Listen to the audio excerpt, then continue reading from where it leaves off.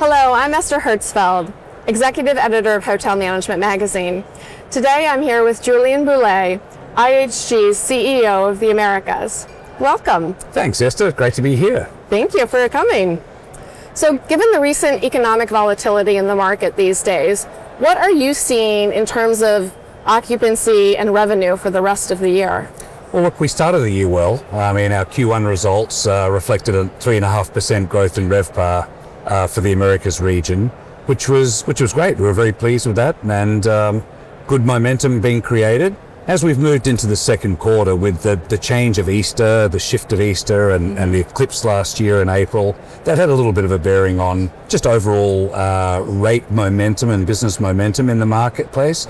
But we're looking at broadly flat for Q2. The rest of the year, we're in line with what our consensus reports are at this point in time. So still remain confident in the long-term game of the industry.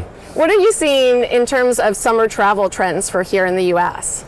So far, so good. We just got through Memorial Day weekend. That was, I think, the second largest day of passengers through TSA. So that bodes well for leisure travel particularly, which obviously is much more dominated during the summer period.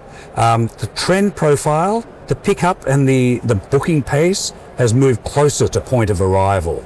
But we're still confident that we will lead into a summer as strong as last year as well. So the corporate market's still traveling. This is an example here in New York. Hotels are still very, very busy.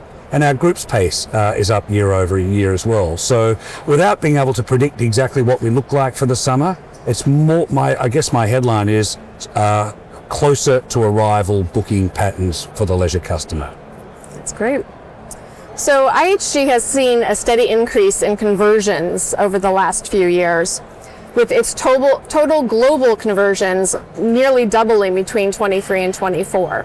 What are you seeing in terms of conversions, or how do you see that playing out over the next few years? Well, here in the US in particular, conversion has increased across the industry. And that had a lot to do with just the dynamics for new development, the cost of materials, the cost of interest rates, the cost of construction. And I think, people have been, slowing down on the new developments. We've still got a lot of our deals, more than 50% of our deals are for new developments. But to your point, conversions has increased significantly. And what we have is a portfolio of brands that are conversion friendly. We launched Garner Hotels back in 2023. We've now got, Garner coming out. We've got 54 hotels open or in our pipeline, and that's in the mid-scale space. We also have Voco Hotels, which last year we had a record signings momentum for Voco Hotels, which again is a conversion-friendly brand. We've launched Vignette Collection, which is much more of an upscale entry-level luxury brand as well. So we've got a brand portfolio that are conversion-ready, but all of our hotels are almost conversion-ready in regards to the brand portfolio. That's the dynamic of the industry. That's what the owners are looking for. They're looking for a strong enterprise, a very strong loyalty program, and a strong partnership that can help drive their performance within this environment. And that will continue for a period of time. For us in the industry, a conversion means new deals that open faster and generate, interest for those owners, and also generate fee income for IHG. Yeah, great. So what are the emerging markets to watch, would you say, and what's behind their growth right now? Well, we've been doing a lot of work in the Caribbean and Mexico, Latin America region. With our luxury and lifestyle portfolio primarily, we've been filling locations where we've had resort gaps. There's a big demand again for well-known, well-respected brands and strong enterprise and loyalty platforms. So, we've launched a new Vignette Collection in Lima, Peru, and just last week opened the Intercontinental and Hotel Indigo in Miraflores, Peru.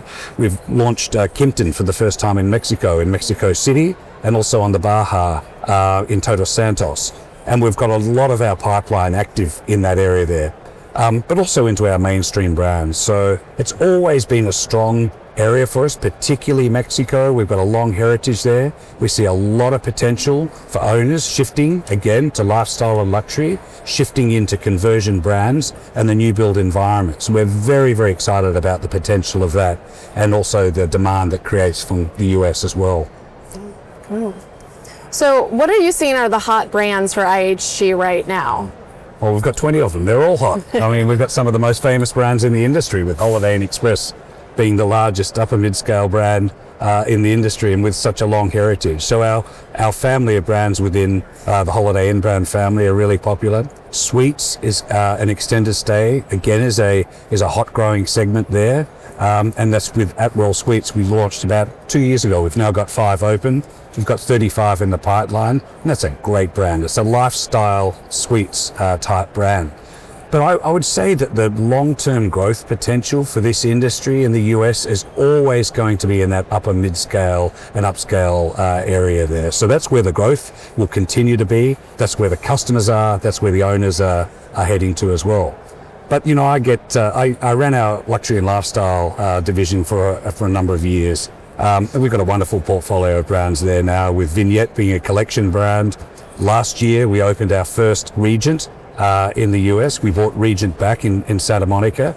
Incredible hotel. You must get there at some point in time. Would love to. And last year we opened our first Six Senses resort in Grenada as well. And we've got a pretty strong pipeline of deals that we're working on to grow those upper luxury brands in the US. And I can't leave out Intercontinental or Crowne Plaza. You know, they're again stable brands here in the US. And Kimpton, everybody loves Kimpton. It's such a great lifestyle brand for us as well. So I've almost run through the whole portfolio of brands, but as I said, I consider all brands to be hot, and so do our owners. That's good to hear. So what's the one thing you're looking forward to in the second half of this year? In one word, growth. I mean, we are in a growth business, and we truly believe in the long-term potential of this business in the US. And our brand portfolio is poised for continued growth and momentum, whether it's conversion or new build, whether it's in the mid-scale or upper mid-scale segment, all the way through to upper luxury. And another area of opportunity, and I'm very excited about, 2 months ago, we announced the acquisition of Ruby Hotels, which are a boutique lifestyle brand primarily in Europe. And we're working on making sure that we can localize Ruby for the US market. Once it's localized, it'll be ready for sale. So watch this space. Ruby Hotels is coming. Oh, looking forward to it. Well, thank you so much for joining me today. Thanks, Esther.